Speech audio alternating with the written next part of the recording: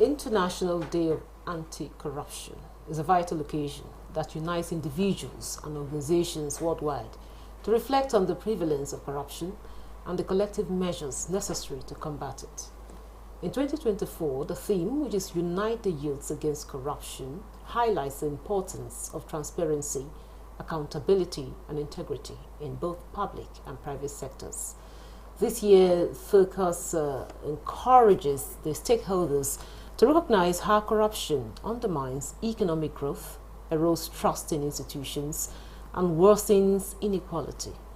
By fostering open dialogue and promoting best practices, communities can be empowered by creating environments where corruption finds no shelter. The 2024 celebration serves as a reminder that each person has a role to play in the fight against corruption. In this program, Nigeria Today, we'll take a look at the fight against corruption, shaping tomorrow's future. Thanks for joining us. I am Ikaria Clayton. Welcome.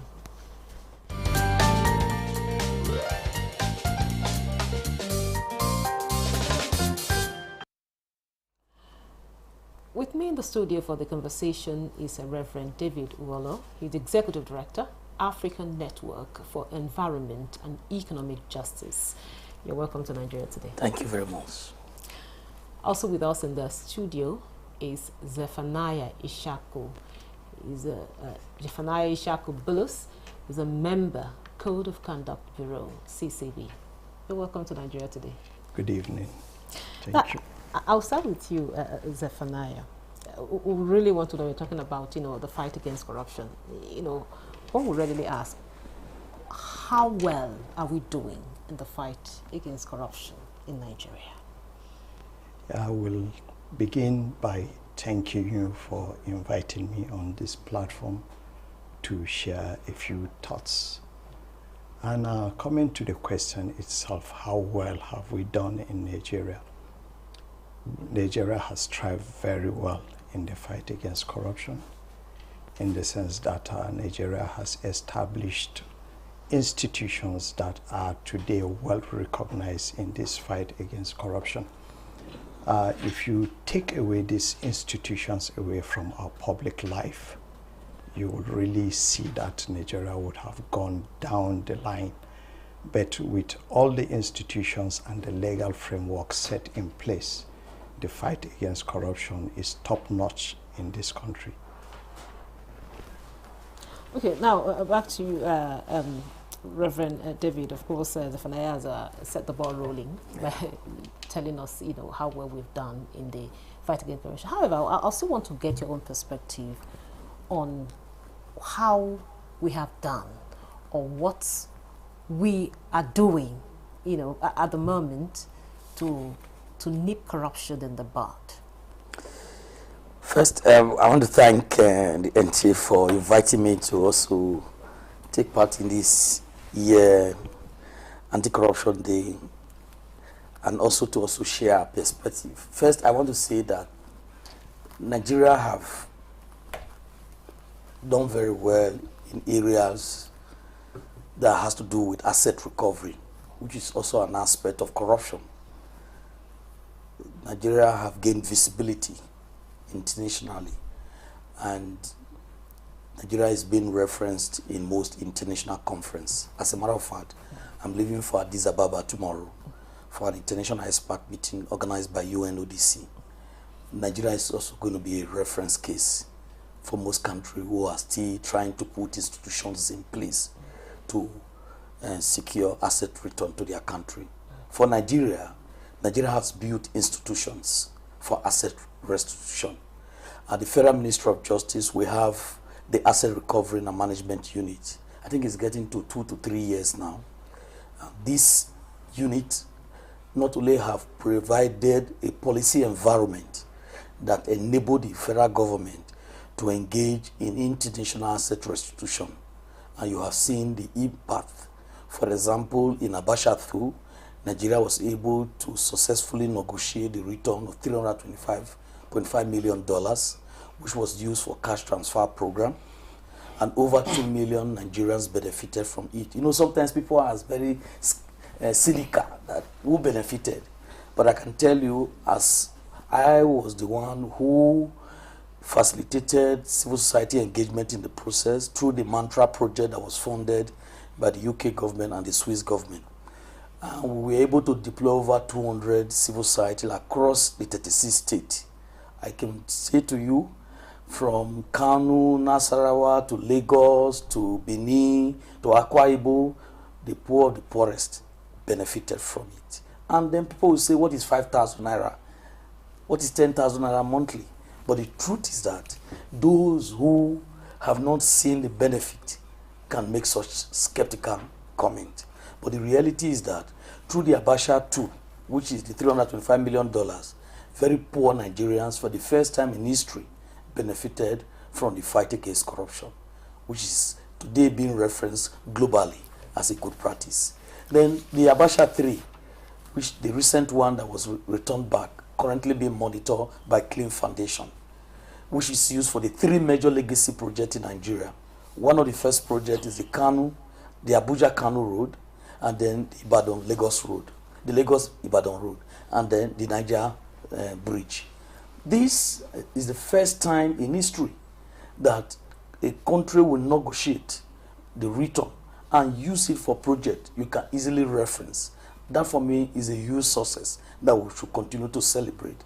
Because if we don't celebrate our success story, we will not be able to incentivize the fight against corruption. Otherwise, people will lose hope. And some of us who have been involved in this kind of struggle for the last 30 years, we feel that some of these successes that government have recorded, we need to amplify them. Where we are saying this, has there not been some challenges? There have been challenges, no doubt. And if you also point to the Anti-Corruption Agency, EFCC, ICPC, and Code of Conduct, they've also achieved some milestone that we can build on, particularly when you look the background of the laws setting up these institutions, and then the recent government decision that we now have a Proceed of Crime Act that provide an enabling environment for tackling the challenges of grand corruptions in the country. Okay, this for me is a huge success story for us to celebrate today. I'll have to stop you here, Reverend Ogolo, so that Zephaniah will also tell us, because his own institution has also been mentioned that there have been some milestones. Yeah. So he's going to tell us some of the milestones you've achieved in this area, because people want to know what is happening to the anti-corruption fight in the country. Because people, of course, if you don't give them the information, there'll be speculations. And of course, they will say from what they feel and not what is on ground. So talk to us about the milestone. And of course, today's theme is calling on the youths, the youth to fight against corruption. So in also telling us the milestone you've achieved, you also tell us what role the youth can play in shaping tomorrow's future. Speaking from the point of view of the Code of Conduct Bureau, which has been an institution established since 1989, over 35 years. The key areas of achievement in terms of the functions and mandate of Code of Conduct Bureau has actually been in the area of asset declaration by public officers. I can tell you as a matter of fact that no public officer in this country, especially elected, appointed, have assumed their positions in office without first declaring their assets. Now, the key issue of asset declaration is a test on the integrity of public officers. Now, once you declare your asset, it's a test on your integrity. We want to see how transparent you are, how honest you are, even by the simple act of declaring your assets. Now, if you declare your asset honestly and sincerely, it shows that you have integrity, you are good enough to occupy the office that you are voted into or appointed to. So that it is a fundamental area of achievement in terms of asset declaration. I tell you as a matter of fact that we have recorded amongst the political elected officers over 95% success in terms of asset declaration. Now, we are focused more again on ethical values, which is the key area where today we know that the youth can play fundamental roles in. How do we go about this? The youth, as a matter of fact, constitute well over 60% of our population. Now, if they don't join in the fight against corruption, we are talking about their future. It is their future that is important. So CCB, as a matter of fact, is engaging the youths so that the youths will come up with a very, very strong way of rejecting and fighting corruption, even at the very early stages. Now, we are looking at this from education, creating enabling environment for them to learn, not only to learn about corruptions, but to also imbibe the culture of fighting corruption. How do they come in? They have a goal, they have a mission to question, to ask questions on integrity. Now, let me simplify it. A child should have the right to ask his parents, how did you acquire this house? Daddy, I want to know, how did you buy this car? And have they been getting the answers? So they should get it from their parents. You see, it's a moral burden now on the parents. If your child can ask you a very simple question and say, Daddy, you acquired a car today. What is your position in the office? How did you get money to acquire that? It's a very simple mechanism through which youths can actually fight corruption, can join in this fight by calling to question certain decisions of their parents. Now, Bureau generally believes that youth should be engaged in decision making. So we are trying as much as possible to bring to their consciousness the fact that they have every right to question authority, to ask questions, and to seek for answers to those questions that relate to issues of corruption. Thank you very much. Now, Reverend, you agree with me that as much as he said, okay, the children or the youth, they have the right to ask the elders, how did you make this money? But you know, we have some cultural barriers. There are things you don't ask your father. There are things you don't even talk. There are things you can't say in front of the elders. And even when they ask you, when you ask, yeah, they will just tell you to hush and close your mouth. Culturally, we have some challenge. But now, talk to us about some of the challenges. You know, as much as he said, a lot has been done in terms of trying to fight against corruption. I think making reference again, using the theme for this year, focusing on the youth, as he rightly noted, the youth are really going to be able to shape the future with the opportunity to engage. And you'll agree with me that the environment for engagement is not very friendly. And policies that will strengthen that is very useful. And there are cases that we can reference to and to show that, so that we can draw lessons on how to improve on them. For instance, when the name Zephaniah referenced the fact that all public officials in the country disclose their asset. I am sure that when you say that to the public, if all public officials in the country disclose their asset, the next question will be, do the public have access to those information? Can I go to the website of CCB and click and be able to have access to a member of or the senator that represent my constituency, so that I will be able to use that information to interrogate the kind of building or house he has built in my constituency? It will be good to hear if we can get such information. Otherwise, if it is going to be go to court and get, or can I file in the Freedom of Information to be able to assess, because if the information is not available to the youth to use for interrogating whether these are false or not, it will be difficult for us to see the value.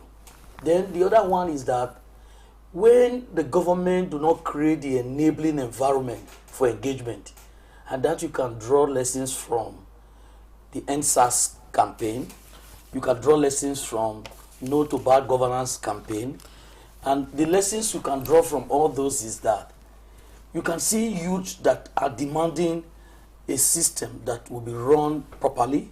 But then again, yes. in citing the NSAS and yes. the bad governance, yes. did he really achieve the aim? Because at the end of the day, yes. you see the same youth hijacking the same, the protests and the rest of them. At the end of the day, the aim was really defeated. Are there no better ways? No, that brings me to the next question. Yes. Are there no better ways of, trying of engaging the government? There are different to achieve there are different elements of engagement. There are those who are engaged in policy advocacy.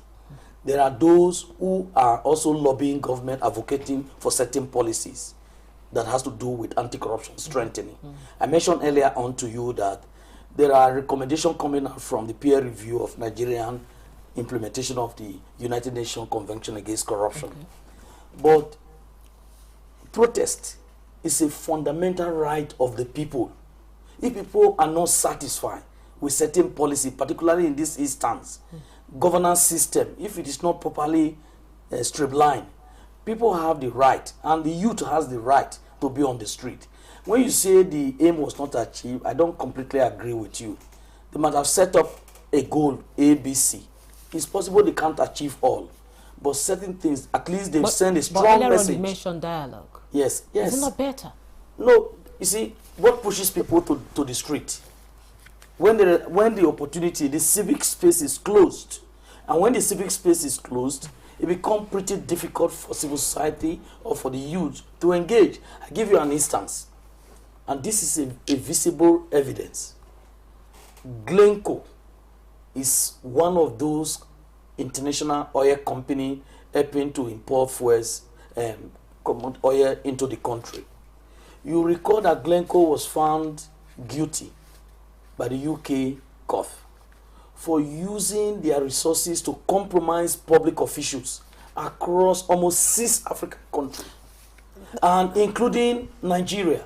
And they cited officials in NNPC. Glencoe. Let's not go there now. Let's talk about our own issues now and the way forward. No, I'm telling you the challenge. You asked me for the challenge. I'm telling you the challenge. We wrote a letter requesting disclosure of the identity of these officials in NNPC.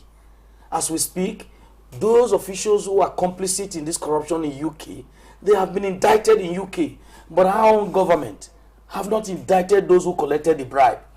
Because when bribes takes place, there's those who give and those who receive. We are not talking about I'm telling you the challenge from the government end, that there is a big challenge. Government must seem to walk the talk so that it creates trust. Because when there is a trust deficit, it becomes a huge challenge to build understanding within the country. Because the impact of not fighting corruption, you can see it in the economy. Because the whole overall implication is that merit will be sidestepped, the youth will be discouraged, people will not believe in the system. And when you don't have people not believing in the system, it has a potential damage to the entire system. And the reason why I think NTA is focusing on this issue today, and that's why we started with the positive side, that why we also criticize the government, but there are also positive side. But it's also good for us to also expose the side that is not very good. And that's why I cited the case of asset declaration. People are cynical about it, because if government say that all public officials should disclose, and because the recent development is that beneficial ownership, people must know what you own. If you claim to own 2 estates, people want to see the linkage between what you are doing that gave you the potential strength to be able to have those estates. Okay, thank you very much, Reverend Ugolo. Now, back to you, Zephaniah. Now, we're still talking about the youth. Now, how can the youth be empowered to fight corruption in their various communities? The possible way to engage the youth in this fight against corruption, CCB is coming up now with a very strategic plan. And that strategic plan is that of education. First, you must enlighten people on the dangers of corruption. Secondly, institutions are meant to give the youth the tool, the opportunity to voice out. Now, let's leave the hostile approach to it.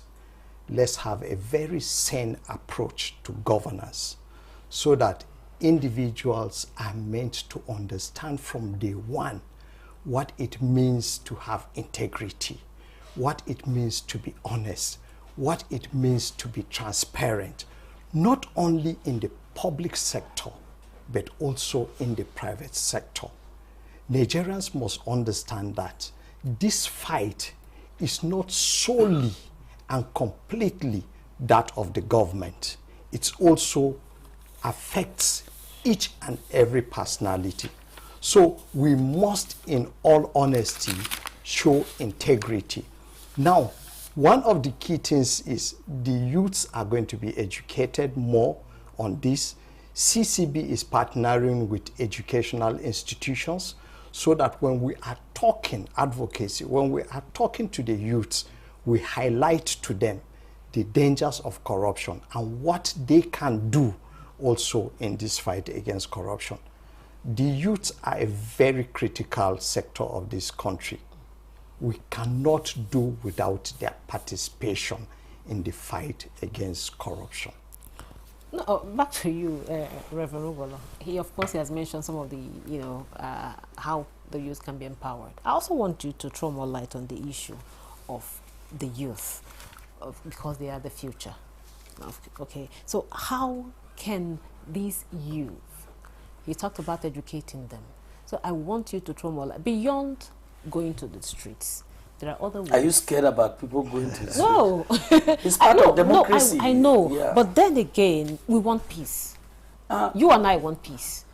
So that is what we You cannot have peace when you have poverty increasing every day. No, that does not mean that there are not peaceful ways of resolving issues. Yes, but you see... So what are these peaceful ways of resolving these issues? First is to be able to... It talks about education. And I remember that if you look the bracket of those who are currently running Nigeria today, 80% of them went to school on free education. It was the state resources. They were empowered. But what do we have today? When some of them were in the school, they had free access to water. So what's the way forward? They have free access to education. But what do we have today? What's the way forward? The way forward is that the youth are speaking very loudly. They have to listen. The government has to create an enabling environment because the civic space is shrinking. When I mean shrinking is that normally before, when you have a democratic setting, there are rules for each agent.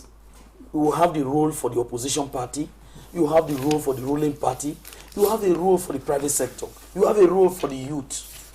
But government must create an enabling environment for the youth to engage. And then the youth also need to also strengthen their capacity.